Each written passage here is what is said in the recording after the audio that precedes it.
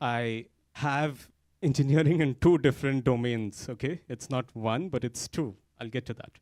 आप विश्वास करो या ना करो, लेकिन मैं दो तरीके का इंजीनियरिंग में मैं कार्यरत हूँ. So initially, I did a diploma in electrical engineering. That's full of wires. पहले मैंने इलेक्ट्रिकल इंजीनियरिंग में डिप्लोमा किया. And then, during the time when I was in Goa in 2015, I think, and there were only 12 seats for electrical engineering to do a degree. और 2015 में जब मैं गोवा में था तो इलेक्ट्रिकल इंजीनियरिंग में डिग्री करने के लिए सिर्फ 12 सीट्स वहाँ पर थे.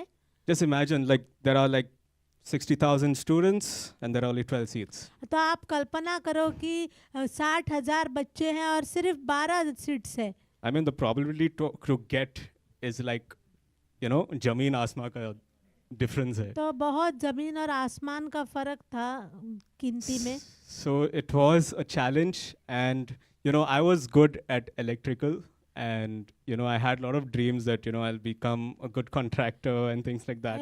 बहुत बड़ा आह्वान था और मैं बहुत अच्छा था इलेक्ट्रिकल इंजीनियरिंग में और मेरा सपना था मैं एक अच्छा contractor बनूं. But God had different plans. लेकिन परमेश्वर की योजना अलग थी. We go through and make lists of to-dos. I'll do this, I'll do that. हम बहुत बड़ी सूची बनाते हैं कि मैं ऐसा करूंगा, मैं वैसा करूंगा. But sometimes God has a different list in your life, लेकिन परमेश्वर के पास एक अलग सूची रहती है, right? Which we cannot see. जो हम नहीं देख पाते. But it is His will that I would get into IT. लेकिन ये उसकी इच्छा थी कि मैं आईटी में जाऊं.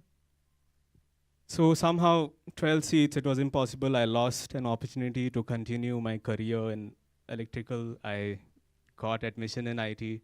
It was a completely different field. 12 he seat थे वहाँ पर इलेक्ट्रिकल इंजीनियरिंग में डिग्री के लिए, तो मैंने वो मौका खो दिया और फिर मैं आईटी में चला गया और पूरे रीति से एक नया क्षेत्र था मेरे लिए. And trust me, that road was not easy. और विश्वास करो वो सफ़र मेरे लिए आसान नहीं था. It was a road full of thorns in my life. वो रास्ता पूरा कांटों भरा था. I wasn't able to walk smoothly. मैं अच्छे से चल नहीं पा रहा था. I felt like giving up 2 times. मैंने सोचा कि 2 बार मेरे मन में ख्याल आया कि छोड़ दूं.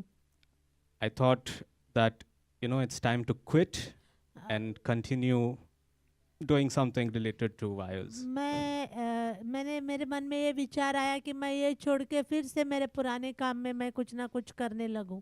But then it was the encouragement from my mom, my dad, my friends लेकिन मेरे माता पिता ने मुझे, मेरे मित्रों ने मुझे उत्साहित किया that, John, this is the road which you have to walk. The future is bright in IT because उन्होंने कहा कि इस रास्ते पर आपको चलना है और इसमें आपके लिए उज्जवल भविष्य है आगे. because that was like IT was booming on those days, so everyone were taking IT. क्योंकि आईटी बहुत वहाँ पे चर्चा में था उस समय में और बहुत डिमांड में था, तो हर कोई उसमें जा रहे थे. But then God strengthened me. फिर परमेश्वर ने मुझे सामर्थ्य दी. He gave me the strength to walk even on those thorny roads. उसने मुझे ताकत दी उन कांटों भरे रास्तों पर चलने के लिए. Right? So we see this beautiful promise in Isaiah chapter 41 verses 10. ये प्रतिज्ञा हम यशाया 41 अध्याय में हम देखते हैं. It says, I will strengthen you and keep and help you. I will uphold you with my righteous right hand.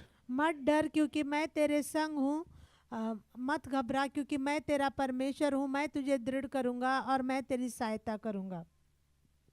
So this promise is not like a maybe, it's not something which would happen.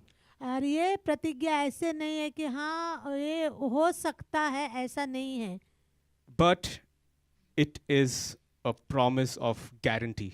लेकिन ये ऐसी प्रतिज्ञा है वो जो जरूर हो जाएगा. Amen? So God will strengthen us when we are low. परमेश्वर हमें सामर्थ देगा जब हम निर्बल होते हैं. when we see there's no future in front of us, जब हमें हमारे सामने कोई भविष्य दिखाई नहीं देता, where we see there's no hope. जब हम देखते हैं कि हमारे लिए कोई आशा नहीं दिख रही है, So God will strengthen us with His righteous, परमेश्वर अपने धर्ममय हाथ से हमें सामर्थ देगा, righteous right hand. दाहिने हाथ से हमें सामर्थ देगा। I mean, how beautiful is this promise, right? कितनी सुंदर प्रतिज्ञा है।